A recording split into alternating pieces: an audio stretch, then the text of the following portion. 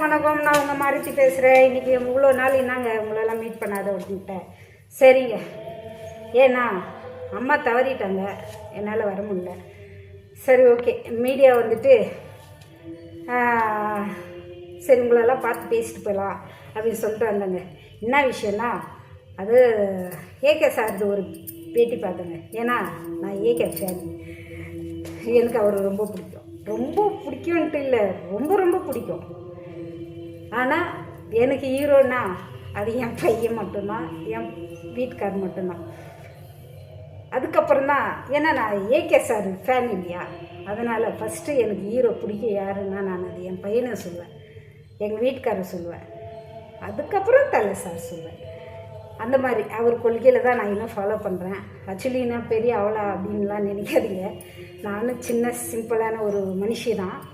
ஆனால் அவர் சொல்கிறத நான் எனக்குன்னே எடுத்துக்குவோங்க. நான் என் பிள்ளைங்களுக்கு அதான் சொல்லிக் கொடுப்பேன். நம்மளை பாருங்க என்ன, அதுக்கப்புறம் தான் நம்ம ஆசைக்கு போகலாம். ஏன்னா நம்மளை நம்பி தான் படமே எடுக்கிறாங்க.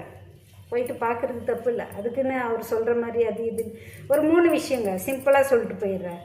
என்னன்னா, ஏகே சார் சொன்ன மாதிரி ஒரு விஷயம் வந்துட்டு நடக்குதுன்னா, அது பொதுவில் நடக்குதுன்னா அது பொதுமக்களும் காரணம் இல்லை, ஒரே நபரை சொல்ல முடியாது. அது நம்மளே தனிப்பட்ட விஷயத்தில் யோசிச்சு பாருங்கள். ஓகேங்களா? அது இவர் தான் உன்னை யார் அங்கே வர சொன்னாங்க?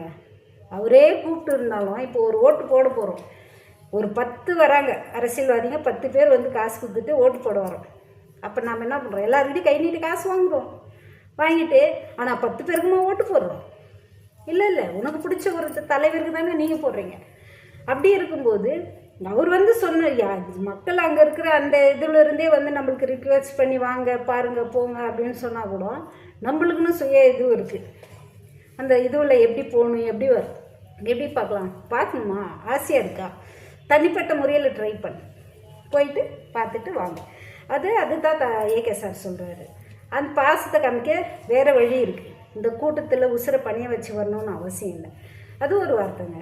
ரெண்டாவது என்னென்னா, இந்த மீடியாவுங்க நம்மளுக்கு நிறையா இது வேணும் அப்படின்றதுக்காக, முதல்ல இடத்துக்கு போகணுன்றதுக்கு, எல்லாரையும் மிஞ்சிக்கிட்டு ஓடணுன்றதுக்காக ஒரே விஷயத்த பல விஷயமாக அவங்க போட்டு வேறு மாதிரி திருச்சி அது ஒரு பெரிய பிரச்சனை உள்ள ஒரு கயிறாவே மாற்றி விட்டுறாங்க. மக்களே, நம்மளுக்கு மேலே இடத்துக்கு போகிறதுக்கு எவ்வளோ வழி இருக்குது, இந்த வழி தான் இல்லை. ஓகேங்களா? நல்ல விஷயத்தை போடுங்க, நல்லதே நடக்கும். ஓகேங்களா?